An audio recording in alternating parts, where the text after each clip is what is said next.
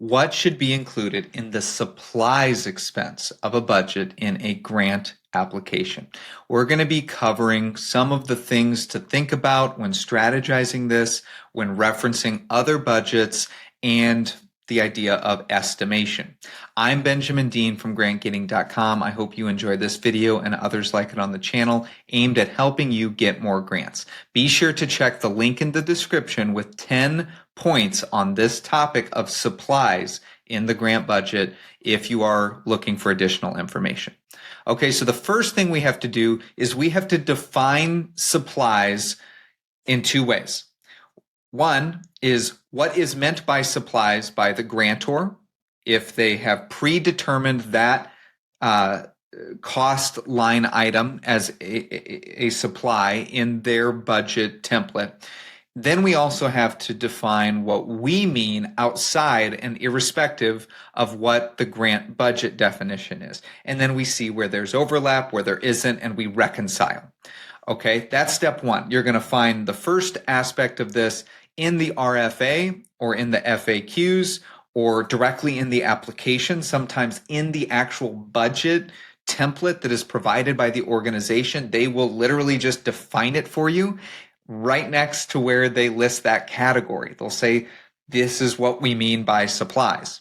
If you can't find it anywhere and you really need to know because you have a supply heavy program in terms of costs, then you just ask, okay? Pro tips for asking is be specific. Try to set up a meeting if you can. Make it super quick and to the point. If you can get it done over email, that's great too. But no fluff, no introduction. Hey, we've got a program. This is what we're doing. Here's what we have on our side in terms of defining something as a supply. And I want to know, is this excuse me, within your definition of a supply? Thank you. All right. So that's that side of it. Then on your side of it, when you're defining what a supply is, you're typically thinking about supplies generally referring to items that have a short lifespan and are consumable. So they are many times variable expenses, meaning that as your demand goes up, as your service level goes up, the counting numbers of your outputs go up, so too do the supplies. As they go down, the supplies go down. They vary directly with your service level. They may not be one-to-one. You may not need to get into the detail, but I've certainly seen it where you have like how long does a pen last, right? That's a little bit too detailed. You can do a lot better. You can use your time a lot better than estimating these things. But that's the idea, is that you bought this pen for this program, and how long is it going to last? Well, that depends on how many customers you're serving, right? But more likely it's going to be your direct service consumable type things, equipment that is longer term that would not be consumed, wouldn't be a part of this. So, your machines and things like that typically is not a supply expense. Sometimes it is, but most of the time it's not. It's the things that happen and are purchased because of the increase in activity within that time period, typically a 12-month period. Okay, so if you're doing an educational project, you're looking at pens and pencils and notebooks that you're distributing to kids.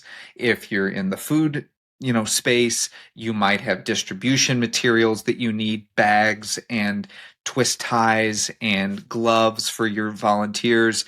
If you're in the pet space, it's pet food that you have to purchase, and you have some calculation for this number of pets will be this many pounds of pet food. These are the things that are consumed, sometimes literally consumed. Okay, so you're doing that on both sides, and then you want to come up with your supply number to the best of your ability for each supply item that is a function of a number. So it's in Excel or in a spreadsheet, what you ideally want to do is create a model. You want to create a formula that says for every 10 new clients that we take on, we need one more clipboard. right? As a simple way to look at it. So then you have in your project output plan, this particular project is going to increase your output of clients served by 100. Therefore, you're going to plug 100 into your Excel model, and that's going to give you 10 more clipboards multiplied by $5 per clipboard. You have a $50 expense in that part of the supplies for clipboards. And then you do that for every item, and voila, you have a supplies budget for this program. Okay, so that's sort of like on your side. Then you're going to look at what's eligible. And there's going to be things that are eligible and are not eligible on most grants. And again, if you have questions, then you just ask. Okay, that's step one. You have to define it. You have to make a model. You've got to figure out how does your variable expense track with whatever the triggering number is, typically clients or number of events or number of volunteers or whatever it is. There might be multiple triggering numbers that you're calculating. Okay, so you make that, and then you've got your idea there. This is an estimation, of course. Your budget needs to be realistic, and it means researching the actual cost of the items that you'll need. So you're going to have to take the time. Not only what we said in point one was sort of estimating the quantity, but what about the price? Okay, so on some supply items, you will be able to get bulk discounts. If you work direct with manufacturers and you don't just go to Amazon, although you can do bulk pricing on Amazon too. But if you go direct to manufacturers, if you have conversations with your retail outlets in your area to say that, hey, we've got a project that's going to require 600 cardboard boxes per month. I see that you sell them for $2 each. If we can guarantee you 600 orders per month for 12 months, can we get that number down to 75 cents? Yes, great. Get it in writing, photocopy it, put it in the grant. It's in the budget now, right? And you've done multiple things. You have justification covered. You also have a lower grant cost, a lower cost of running the project. Okay, so you do want to get quotes, especially when thinking about items that you're doing in bulk. Funders do want to see that you have carefully considered your project's needs and you're not just guessing at costs. Okay, so the more detail that you can provide, even when it isn't asked for, and it's not overbearing to the reader, the more credibility, the more benefit of the doubt that your application is going to be given. So this is where you have, your technical writing skills. Is if you have 15 different supply items and you have a URL link, half of them are for Amazon, half of them are, Walmart or whatever the case is, that they're just retail costs. Even if you don't do the bulk thing, you've got your retail costs for these items at the quantities that you're going to buy them. You can include that URL in most budget justifications. It may not be clickable. You may want to shorten it, take the https://www. Take that out and just include the front end, or truncate the back end of the URL. Those are ways to squeeze it in, but just including it somehow. If it is clickable, you can just write linked here and then hyperlink those particular words. That's a way to get it in. But if a reviewer is looking at your budget, is looking at your budget justification, and they see every single supply item has an actual real cost associated with it, and then of course you have your articulation of why that cost is necessary, why that item is necessary, you are going to do a lot more than you think to add to the points on the rubric around the budget. Okay, that the budget is well thought out, that the budget, sometimes it'll be, this budget is appropriate for the program described. Okay, they don't know. As a reviewer, I don't really know. I'm looking at 20 different applications and I've got a week to do it. I don't really know what's appropriate. But if you tell me it's appropriate and you evidence this out, I'm going to be much more likely to say 10 out of 10 because you haven't given me any reason to doubt you. You have all the links in here. So in some ways, many times programs are going to have a supply as a percentage of the total budget of the program. Supplies may be very low.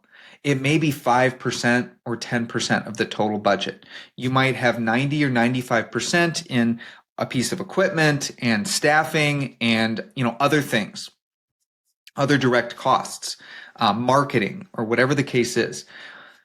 But your supply item might be the longest list of things, right? You might have one piece of equipment that's $50,000 and then 25 different supplies that you need that's a total of $5,000, right? So it's sort of disproportional in terms of the amount of space it might take up relative to the amount of cost or percentage of the budget. So then you have to think about, what is the purpose of me putting all this effort into the supplies portion of the budget? Well, one of the purposes is just what I just described, which is that the psychological part of showing that you have properly estimated and you have properly documented those estimates on the supply side. It lends a psychological credibility to your application. And truthfully, you, in the end, know your costs better than you would have otherwise. Okay? Then you're going to be, number 3, aligning your supplies with the project goals. Now, you might have a project, you might have a program that has 30 different supply items in it. But the application that you're writing for a grant isn't for the full program. It's kind of for an aspect of the program, an unmet need within that program scope. So we'll call it a project or we'll call it an initiative, right? So you have already figured out, here's all the supply items we need to run this big program.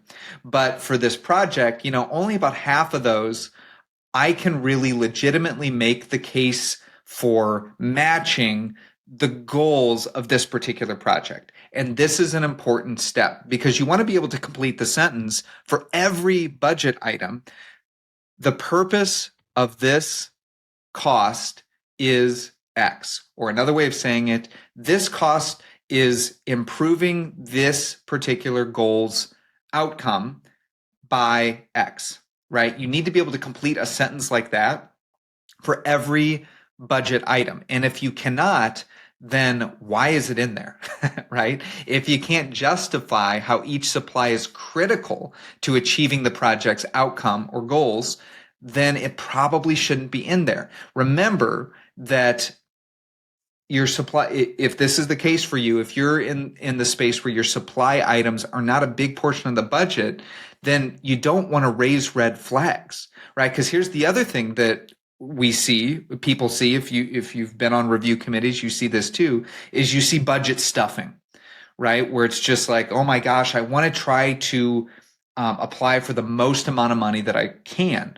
So I'm looking out at my organization and I'm grabbing things and I'm throwing it in the budget and I'm like, I need this because I need it, right? Not a very good budget justification. You see that. I see that. Everybody sees that you're just trying to get this magical maximum amount of dollars. And so you're just adding up all the costs that you possibly can. You're not going to necessarily lose a point directly. Well, you certainly could lose a point if it's so egregious, but you're not going to gain that psychological sort of credibility for sure. When it gets to the question, this budget is appropriate for the narrative described, for the project described, you might lose a point there, and likely if you are stuffing in that way, you will. But even bigger than that 1 or 2 points is that bias, that lens that a reviewer sees your application through by seeing your haphazardness in the budget. As I've said before, many times the budget and budget justification is the first thing that is looked at by reviewers. Not always, but it is certainly one of the most referenced, okay? Because if a reviewer takes their position seriously and they get to that question that says, is the budget appropriate? They're going to be referencing back and forth. So they're going to have their budget, your budget, and budget justification up, and they're going to be going back to different portions of your application and really trying to match things up. If that takes a lot of time and your budget justification isn't clear on the supply side, they're going to be spending like an extra 10, 20 minutes trying to figure out what is in reality 5 or 10% of the budget. You've just wasted their time. They're frustrated.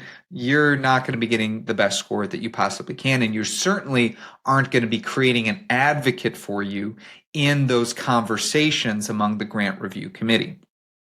Okay, you need to be able to not just tie every supply item to the narrative, to the overall. You need to tie it to the activity and the outcome. Okay, that's what everyone needs to be able to be tied to, right? And I've gone so far on some of the more complicated grant applications that have multiple milestones, multiple outputs, multiple outcomes, objectives, a lot of those things that need to be mapped out, where I've actually just created a matrix. I've got my budget, or I should say my cost items on one side of the spreadsheet, and then on another axis, I've got the objective 1, objective 2, objective 3, milestone 1, 2, 3, whatever it is. And I put little X's on each one of those so I can visually see it and reference it. And where possible, I've never done this, but if it were possible, I would absolutely do this, is I would just include that as an attachment. Here's every cost item that we have, and here's the objective, milestone, goal, whatever, outcome that it applies to. That will show an additional level of understanding of why you're putting a budget together. Okay, so the supplies budget is an interesting one. It's one that you want to think strategically about when you're in it. And the other aspect of it is if you don't have supplies that you can make a strong case for being a direct variable expense for a program, don't include them. Don't raise red flags in your specific grant application if you don't need that 5%. Right? If there's another grant or other ways to bring money into your organization without stuffing the budget with all these different supplies, think about that as well. There's a free download with 10 tips on budgeting supplies in the description. Be sure to grab that. And if you have any questions about supply budgets, pop it in the comments and I will help you there. Thank you so much for jumping in, and we will see you in the next video.